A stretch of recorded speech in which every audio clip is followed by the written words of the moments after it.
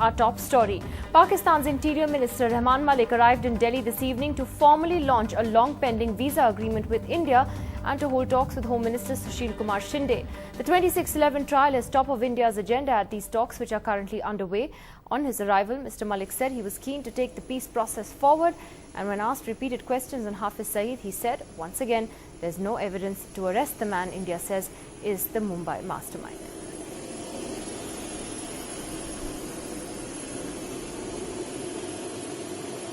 अगर मैं 7 लोग अरेस्ट कर सकता हूं बॉम्बे ब्लास्ट में, जो आज भी जेलों में उनकी बेल नहीं हो सकी क्योंकि बड़ी क्रेडिबल एविडेंस के साथ हमने किया है, तो क्या हमें लिए क्या मुश्किल है कि हम हाफिज सईद को भी अरेस्ट करें। लिहाजा मैं आज शिंदे साहब से ही बात करूंगा कि मैं भी कोशिश कर रहा हूं, वो भी कोशिश करें, क्योंकि एक स्टेटमेंट जो कसाब की है उसके बेसिस पे कोर्ट नहीं मानता। और जो लोग मेरे दोस्त यहाँ ला के पड़े हुए, आप बहुत से ला को जानते हैं, माशाल्लाह यू आर गुड इन्वेस्टिगेटर्स, कि जब भी कोई स्टेटमेंट होती है that has to be substantiated with some evidence. That's what I am looking forward, and I assure you, I assure all of you, if I have the evidence, I assure you again, once again. Thank you so much. Thank you so much.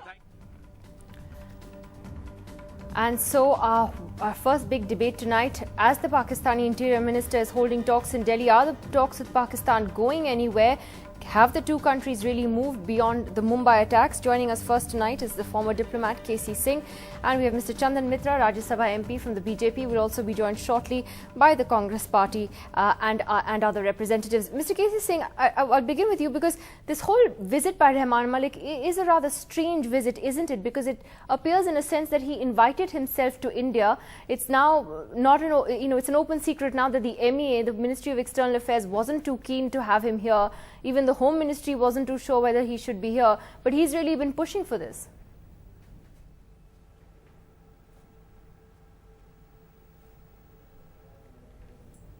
Mr. Singh, can you hear me? Yes, I can hear you. Sorry.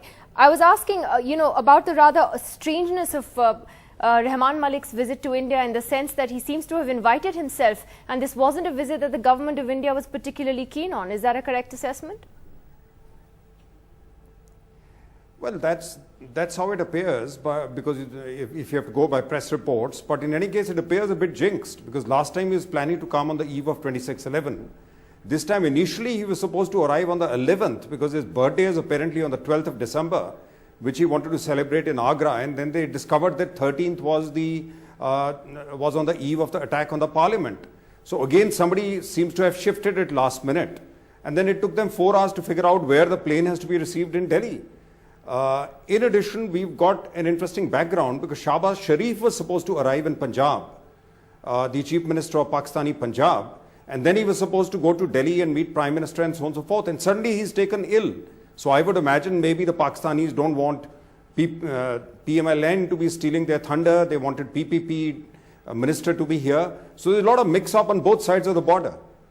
Okay, so the timing of Rehman Malik's visit, certainly a question for discussion as well. And Mr. Chandan Mitra, Arun Jaitley today was very critical of that. He said that it was very inappropriate for Mr. Rehman Malik to be here a day after the parliament attack. Well, I think nobody wants him here, and I don't understand why he's here. He should have read the message and the signals very clearly. And I also don't understand why the Home Minister was so keen to have him here and extend a personal invitation. But really, the Prime Minister should have intervened and told him that this is not the time. I mean, talks are going nowhere. 2611 anniversary has just happened. Parliament attack anniversary was observed yesterday. Is this a time when all those fellows are roaming free and the Interior Ministry in Pakistan has done nothing to tighten the ropes around those fellows? At this point of time, the Interior Minister, who is a loudmouth anyway, and is unable to carry out anything that he says, why he is here, I fail to understand. But we have Dr. Radha Kumar, who's a keen watcher of what happens between India and Pakistan, a former interlocutor for Jammu and Kashmir as well. Dr. Radha Kumar, isn't it also important, though, whatever incremental steps are taken? Here you have a visa pact that was ready a long time ago. For whatever reason, we haven't been able to get that kick started. If Rehman Malik is coming here and doing that, that's a good small step, isn't it? Or do you think that it's getting all lost in everything else? No, I think it's a very important small step. Let's face the facts. The situation between India and Pakistan has been quite vitiated for quite a long time now. If we can build or revive the people-to-people connections, it would be good. We should also note that despite all the setbacks, we have made incremental progress on very many different planks of a peace process. And that incremental progress is perhaps the best we can expect at the moment. So I would say that we shouldn't ask, why is the man here? The fact is that there is an important visa pact that will give a lot of less suffering, let us say, for the people of the two countries in meeting each other, divided But I just go families, briefly back to etc. Mr. K.C. Singh, because Mr. Singh, even on this visa pact, it's actually been a very bizarre dance that we've seen between the two countries, because the visa pact was ready earlier. Again, it was Mr. Rehman Malik who wanted to operationalize it by actually having a minister-to-minister meeting and having some kind of symbolic handshake over it. So we've actually been stuck on this because of the formalities of a ministerial visit, which is rather odd. Yeah, he's been insisting on that, and probably from Pakistan's point of view, they want to extract maximum political mileage out of it. Whereas from the Indian side, we've been saying that there should be some movement in 2611. And it's very interesting, today the Foreign Minister, External Affairs Minister Salman Khurshid flying to Myanmar, he has also expressed sort of a question mark on this. He has said they have limited ability to move. They've done something on the eve of 2611 by at least presenting pictures of the camps in Pakistan. But the list of what has not been done is quite long, which is the voice samples, which they have pushed into a procedure, saying we need to make amendments to the law, and they have moved some kind of an act in the parliament.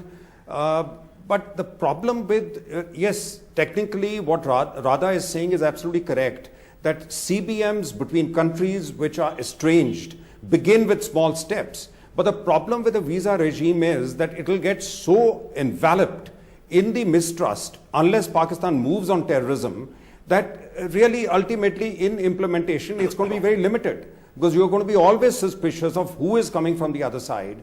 And again, the intelligence agencies and the interior ministries will relapse to their bad old habits, except for some categories like people over 65, etc., etc. India's #1 news app just got even better. Download NDTV's new app. Fully optimized for retina display. Full screen view. Faster response time. And Sudoku. NDTV's new iPad app. Download now.